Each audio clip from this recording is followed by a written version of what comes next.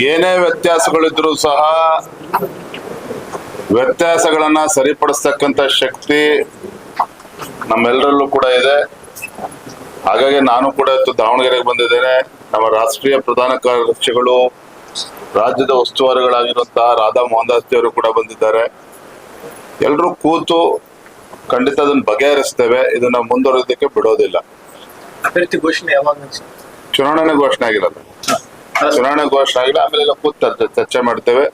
ಇವತ್ತು ಕೂಡ ಯಾರ್ಯಾರು ಆಕಾಂಕ್ಷಿಗಳಿದ್ರು ಅವ್ರನ್ನು ಕೂಡ ಭೇಟಿ ಮಾಡಿದ್ದೇವೆ. ಅವರ ವಿಚಾರಗಳನ್ನು ಕೂಡ ನಾವು ನಾನು ಮುಚ್ಚಿಡ್ತಕ್ಕಂಥ ಕೆಲಸ ನಾನು ಮಾಡೋದಿಲ್ಲ. ಅಧ್ಯಕ್ಷನಾಗಿ ನಂದು ಕೂಡ ಜವಾಬ್ದಾರಿ ಇದನ್ನ ಎಲ್ಲ ಕೂಡ ಸರಿಪಡಿಸ್ಬೇಕು ಅಂತ ಹೇಳಿ, ಆಗ ಸರಿಪಡಿಸ್ಬೇಕು ಅನ್ನೋ ನಿಟ್ಟಿನಲ್ಲಿ ನಾವು ಕೂಡ ಬಂದಿದ್ದೇವೆ. ಎಲ್ಲರ ಬಳಿ ಒಂದ್ ಸ್ಟೆಪ್ ಮುಂದೆ ಇರ್ತಾರೆ ಅಧ್ಯಕ್ಷರಾಗಿ. ಆದ್ರೆ ನಿಮ್ಗೆ ಆತಕ್ಕ ಪ್ರತಿಫಲ ಸಿಗ್ತಾ ಇರುವ ಅನಿಸ್ತಾ ಇದೆಯಾ? ಫಲ ಏನ್ ಸಿಗ್ತದೆ ಅಂತ ನಿಮ್ಗೆಲ್ರಿಗೂ ಗೊತ್ತಾಗಬೇಕು ಅಂತ ಏನಿಲ್ಲ. ಪಕ್ಷ ಸಂಘಟನಾ ವ್ಯವಸ್ಥೆಯಲ್ಲಿ ಅರ್ಥ ಆದ್ರೆ ಸಾಕು. ನನಗೆ ಸಂಪೂರ್ಣ ವಿಶ್ವಾಸ ಇದೆ. ಈ ಸಮಸ್ಯೆನ ಬಗೆಹರಿಸ್ತೇವೆ. ದಾವಣಗೆರೆ ದಕ್ಷಿಣ ಕ್ಷೇತ್ರ ಗೆಲ್ಲೋದಕ್ಕೆ ಏನ್ ಬೇಕೋ ಆ ಪ್ರಯತ್ನವನ್ನ ನಾವು ನಿಶ್ಚಿತವಾಗಿ ನಾವು ಮಾಡ್ತೇವೆ.